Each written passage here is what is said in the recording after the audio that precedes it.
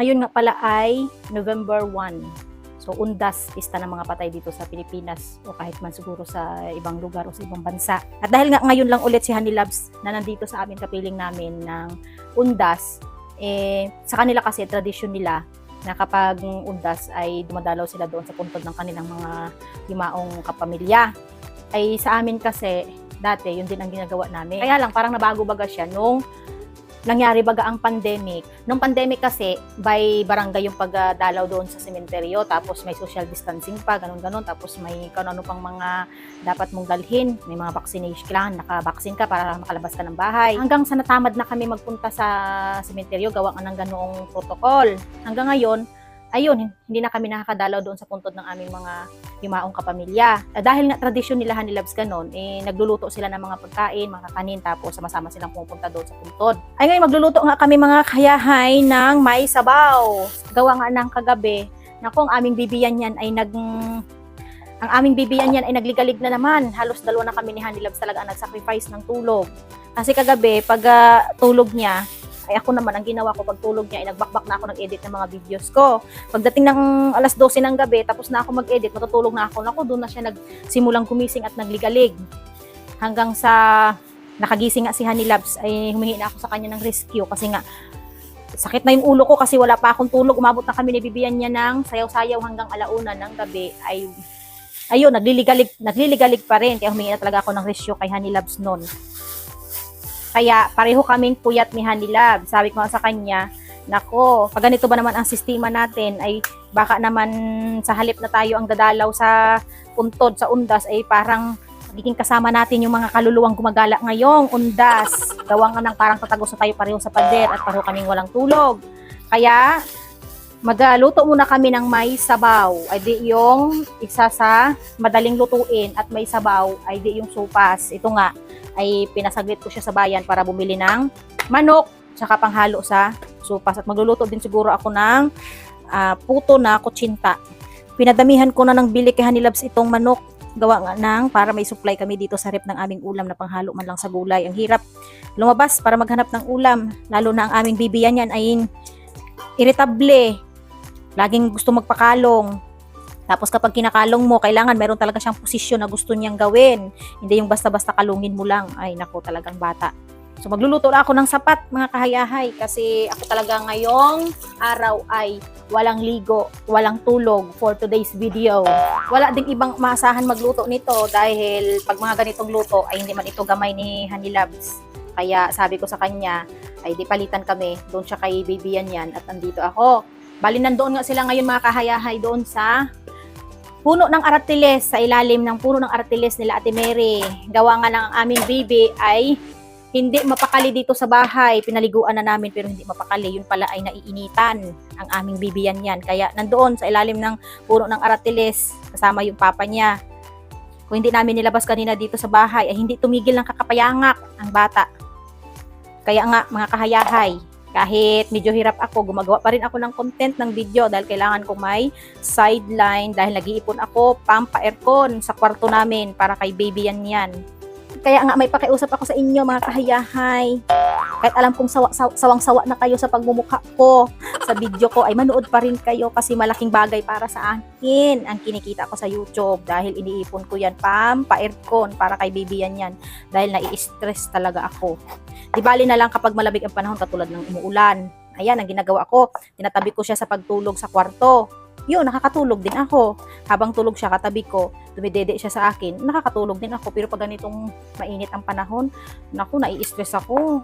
Kasi, wala. Hindi siya makakatulog dito sa bahay. Doon siya sa ilalim ng aratiles. Dinuduyan-duyan namin. Minsan kinakalong. Kaya ako talaga ay stress.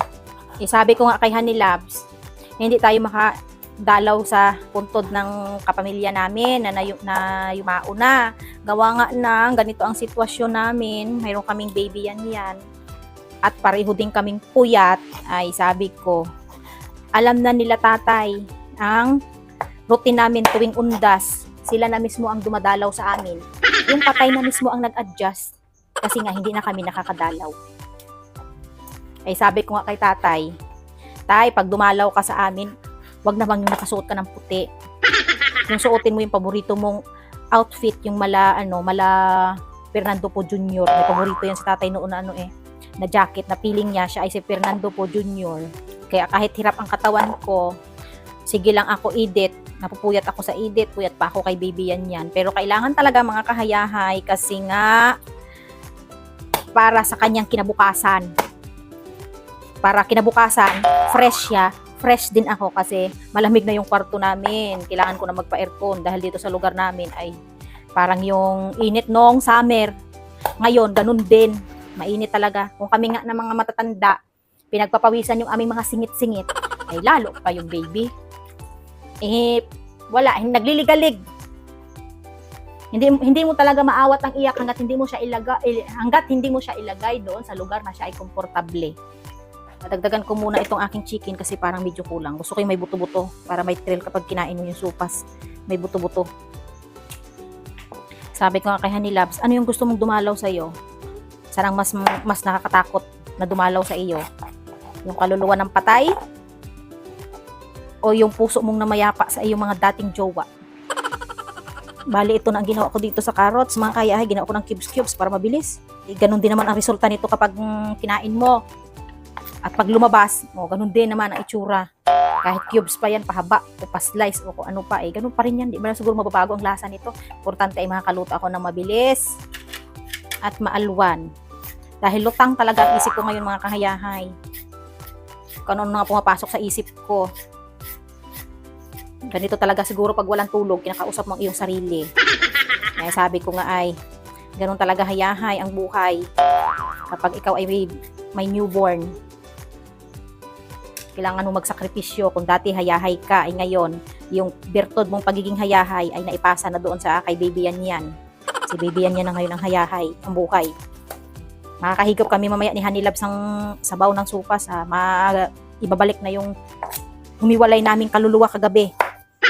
Sabi ko kay Honey Loves, naku, mag-uundas pa naman, tapos makikisabay tayo ng puyat doon sa mga kaluluwa gumagala ngayon.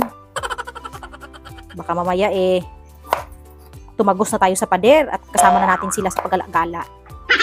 Mabuti na lang baga itong asawa ko na ito pagkalabit mo gumigising agad. Sabi ko, yan kanya. Hindi yung tuwing abtik ka lang o mabilis ka lang doon sa ibang kalabit. Yun, nakatulog din ako mga kahayahay. Nakapanaginip din naman ako ng may simula at katapusan. Dati kasi hanggang pamuhatan at bating panimula. Walang katawan at walang wakas at walang pirma at pangalan. Ay kagabi, sa wakas, nabuo din ang aking panaginip. May pamuhatan, bating panimula, katawan at mayroong katapusan. Mayroong pangalan at lagda. Tuwa na rin ako. Bale, nakatulog ako gabi alas 2. Nakagising ako ay alas 4. Pagdating ng alas 4, yun, si Honey Loves na naman ang natulog. Tapos gumising siya ng alas 6. Ako na naman ang natulog hanggang alas 8:30. Hindi niya na ako ginising para sa agahan. Alam niya na kasi na mahalaga talaga sa akin ang tulog. Ang supas kong maraming carrots.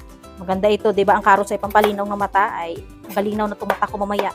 Lumabo na kagabi. Walang tulog. Babalik na yung aking balintataw. Nakita na ng third eye yung yumao kong puso para sa mga dati kong jowa. Kasabay ngayong undas.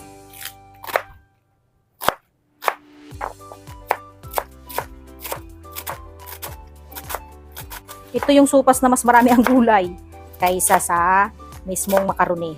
Alam kong namimiss na ni Honey Loves yung mga kapamilya niya dyan sa Iloilo tuwing undas dahil masaya talaga sa kanila kasi parang na rin nila yung family bonding ba. Ay sabi ko sa kanya, huwag ka mag-alala mamayang gabi. Marami ang magiging kasama natin. Huwag ka mag-alala, lahat yun kapamilya natin, kapuso, kabarkada. Ngayon, bukas at magpakailanman. Ano Toy? Musta na si Bibi doon? Ay katulog-tulog, nagdidi siya. Gusto niya yung bagong didi. Ayaw niya sa akin? Aroy, kawawa naman pala ako. Ayaw niya na magdidi daw sa akin? Naku, nagustuhan niya na yung bagong didi? Naku, sinong didi kaya yun? Ay, yung bibiron.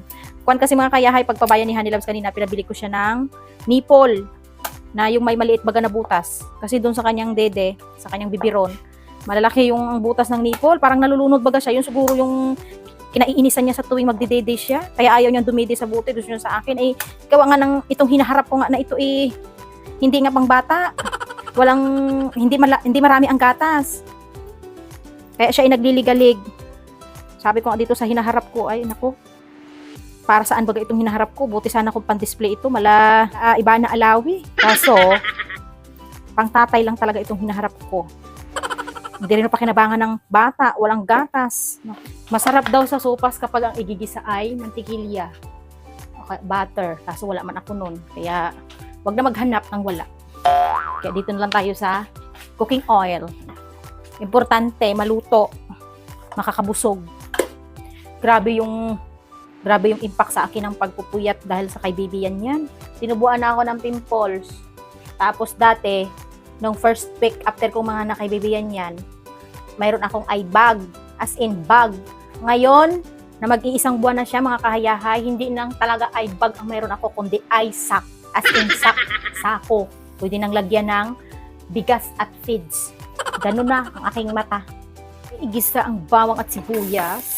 Ngayon lang ulit ako makakapagluto ng ganito. Dati kasi si Honey Loves ang usually na nagluluto. Kumplito kahit ang ingredients ko. Lutang pa naman ang isip ko mga kayahay. Baka kasi mayroon ako makalimutan o ilalagay na hindi naman para sa sopas. Ilagay na yung manok. Tapos lalagyan ko ng Knorr chicken cubes. Tama ba? Tama siguro. Wala, mag-isa lang ako dito sa kusina Sarili kong tanong, sarili ko ring sagot. Ganyan talaga pag kulang sa tulong.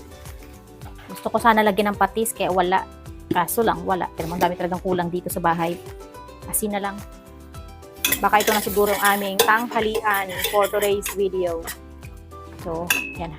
Kailangan double time tayo. Mapiprepare ako ng para sa ano nga yun? Wala na. Ay, para sa para sa puto kutsinta. Yan. Tapos, lalagyan ko ng tubig para sa sabaw. Talagang, kuha na ito, mga kayahay, water jug na. Wala nang pitsil-pitsil. Nagmamadali na Tapos, lalagay ko na itong macaroni. Para pag nagluto itong macaroni, ma-absorb niya yung lasa ng aking sabaw. Para malasa. Kalahati lang siguro. Ano to? Kalahati lang. Marami na siguro to. Mahirap kasi pag ilagay ko to buong pack, baka naman ay sumikip. Yan kala. Tapos tatakpan para pakuluan at maluto yung macaroni. So dito na naman ako sa kutsinta. Magawis ka? Oo. Sige, lagyan natin ng lihiya.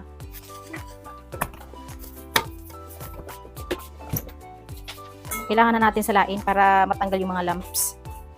Ngayon, ang sinasaway ko, ikaw pa lang. Baka naman pag lumaki na si Bibian yan, dalawa na kayo. Naku, madali magtanda si mama pag ganun. Pagpasaway daw ang anak, madali daw magtanda ang mama. Gusto mo magtanda agad ako?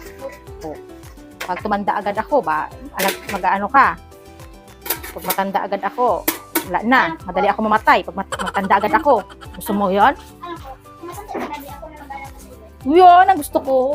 Pag matanda na ako, Toy, ikaw mag-aalaga sa akin? Ha?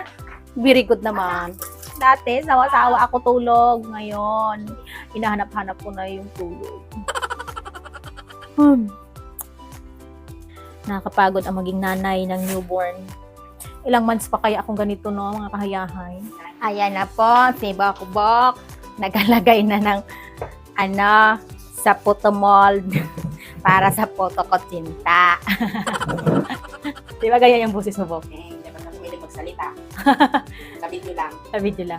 Ay, ilapit mo yung kwan para hindi nagakalat sa lamisa. Ganun. Wakan mo, lapit yon. Sakto pala, no?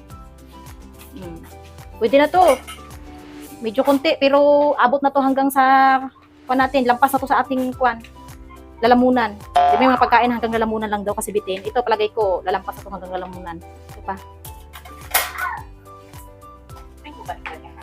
Baliktad. Hindi, tama lang yan. Hindi yan baliktad. Ha? Kahit puyat ako, Gab, hindi pa bumabaliktad ang utak ko. Ha? Nasa ano pa rin ang utak ko, nasa center of gravity.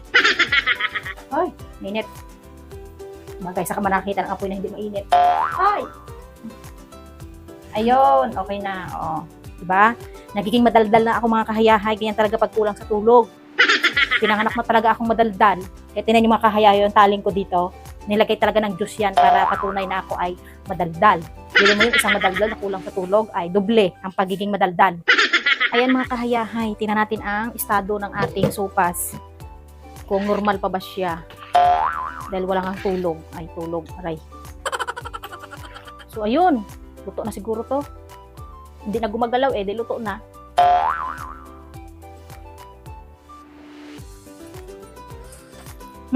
Okay na. Ayaw sa ilalagay. Gatas? Ay, gulay pala. Buti na lang, may natitira pang 10% na normal sa aking utak. So, ayan mga kahayahay. Bali, nilagyan ko siya ng dalawang, anong tawag dito? Paminta.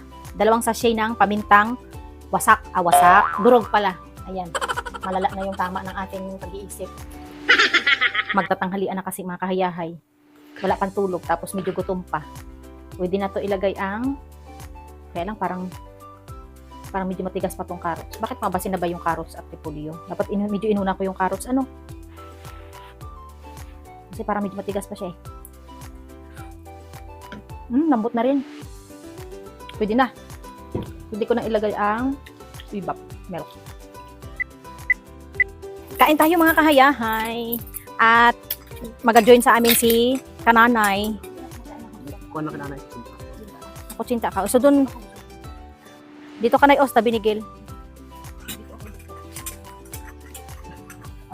Oh, ne, iso dun ne, si Lula. Kahapon pa ko gusto mo. Teka lang, unahin ko muna yung mga kids. Akin na toy. Yun, supas kami ngayong lunch kasi gusto namin maghigop talaga ng sabaw. Para sa mga napuyat na mga kaluluwa. Mag-celebrate. Oo, mag-celebrate araw ng mga kaluluwa. Hindi ka di ba nakakadalaw dun sa mga kapamilya mong gimao sa Iloilo, mga kaluluwa? Invite mo na lang sila. Sana din sila sa akin, wala. Hindi, yung mga kaluluwa kanya na hindi mo na dalaw. Sana din sila sa akin, wala. Nay, ano gusto mo kainin? Cinta? Supas gusto mo? Busog dito ba? Hindi na. Busog Busog si Kananay kasi Busog ka dito, ano Nick. sila. Nag-lunch sila ng kanin. Oh. Isod Isod ka dito para makasingit si Lula. Oh, Lula, oh. Yan. Sige, isod dito, isod. Sa mga kaluluwa na hindi nadalaw ni Honey Loves din sa Iloilo, ini-invite niya na lang kayo. Kayo na lang dadalaw sa kanya. Si Lula at si Lula mo. Araw ng undas. At sarap.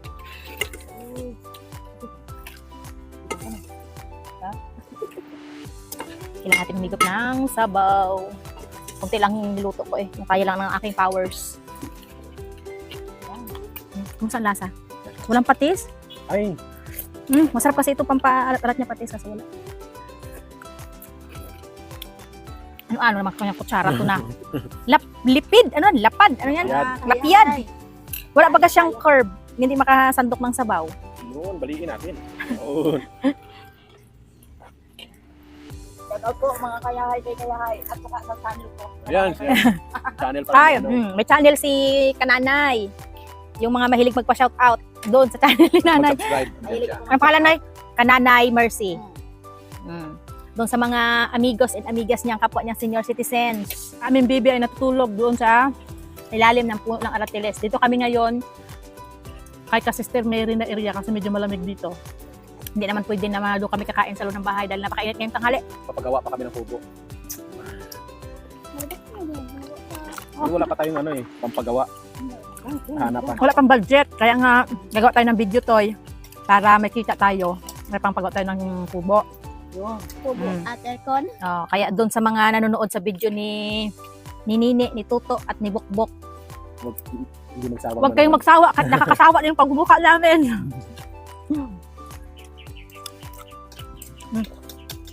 Sarap din pala ng kutsinta ko. Anong gusto mo dito? May cheese o may niyog? Ano? Napakain. Sarap yung cheese.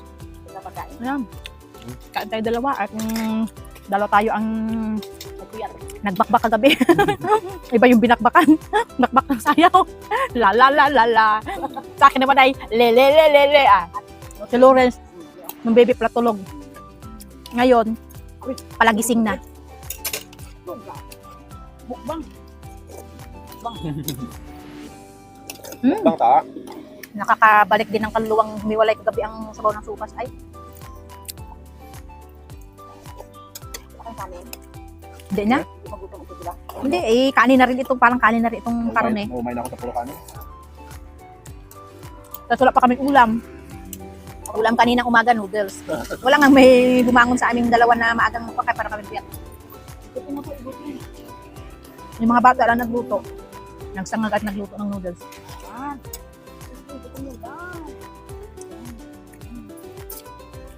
Ngayong gabi, hanap ng ulam.